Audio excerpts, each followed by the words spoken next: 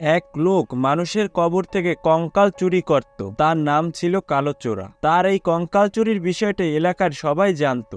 একদিন এক পুলিশের বাবা মারা গেল। কিছুদিন পর পুলিশ তার বাবার কবর জিয়ারত করতে গিয়ে দেখে তার বাবার কবরে লাশ নেই। তার তো আর বুঝতে বাকি রইল না, এই সাংঘাতিক কাজটি কালোচোরা ছাড়া আর কেউ করেনি। পরে পুলিশ সেই কালোচোরাকে ধরার জন্য বের হলো। অনেক খোঁজাখুঁজি করে কোথাও কালোচোরাকে খুঁজে পেল না। অবশেষে পুলিশ পেয়ে গেল কালোচোরার এক বন্ধুকে। পুলিশ তাকে বলল, এই বেটা বল তোর বন্ধু কোথায়? কালোচোরার বন্ধু বলল, তা আমি জানি না স্যার। পুলিশ বলল, বল বেটা, না বললে তোকে এখানেই গুলি করে মেরে ফেলবো। কালোচোরার বন্ধু বাধ্য হয়ে বলল, স্যার এই রাস্তা দিয়ে সোজা যাবেন, যাওয়ার পর একটি মসজিদ পাবেন, কিন্তু মসজিদে ঢুকবেন না। মসজিদের বাম পাশে দিয়ে রাস্তা গেছে, রাস্তা দিয়ে যাওয়ার পর সামনে একটি বটগাছ পাবেন, সেই বটগাছের সামনে একটি মাজার আছে, সেই মাজারের কসম দিয়ে কইতেছি স্যার আমি জানি